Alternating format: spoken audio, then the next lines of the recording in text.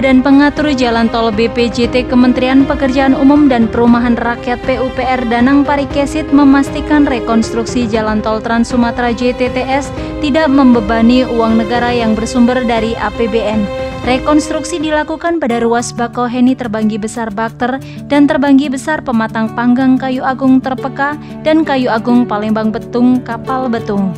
Tidak ada anggaran APBN yang digunakan, tidak ada pula penyesuaian tarif. Tegas Danang menjawab Kompas.com, Jumat 10 Juni 2022. Biaya rekonstruksi jalan bebas hambatan berbayar dengan total panjang 367,43 km tersebut diambil dari anggaran jaminan konstruksi dari kontraktor.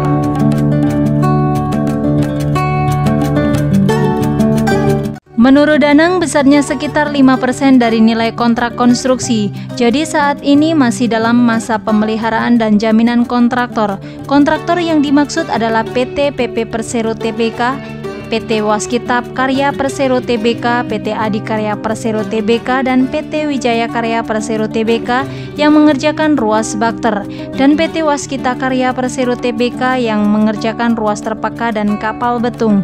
Adapun rekonstruksi akan dilakukan di beberapa titik dengan kemungkinan perubahan struktur dari sebelumnya menggunakan metode timbunan ke metode pile slab.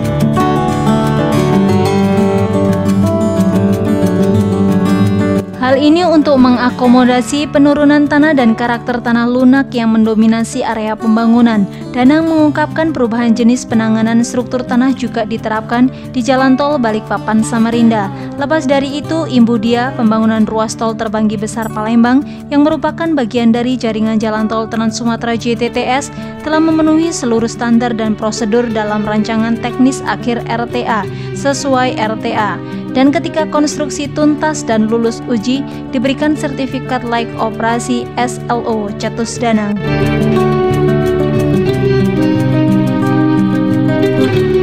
Hanya bagaimana pemenuhan unsur teknis sehingga diberikan sertifikat layak fungsi dan operasi tersebut, Danang enggan menjawab. Silakan tanya ke Dirjen Bina Marga kalau soal teknisnya. Lebih pas secara kewenangan menjawab. Kalau dari pengusahaan, saya bisa jawab sesuai kewenangan, tuntas dia. Untuk diketahui, ruas tol Bakter, Terpeka, dan Kapal Betung yang diusahakan oleh dua badan usaha jalan tol BUJT, masing-masing PT Hutama Karya Persero dan PT Waskita Karya Persero Tbk, mengalami kerusakan cukup parah di sejumlah titik.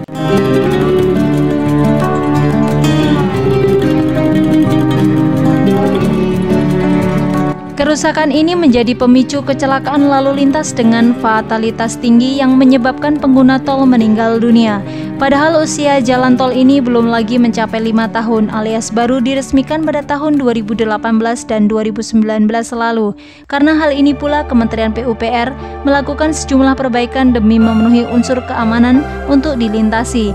Dan perbaikan ini terus dilanjutkan seperti yang ditegaskan Menteri PUPR Basuki Hadi Mulyono saat rapat kerja bersama Komisi 5 DPR RI pada Kamis 9 Juni 2022.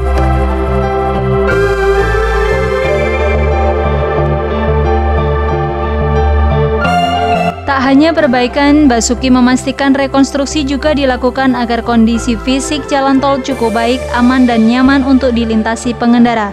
Tapi ruas tol Terpeka hingga Palembang pada saat perbaikan Lebaran kemarin hanya untuk supaya aman tapi tidak nyaman, ujar Basuki.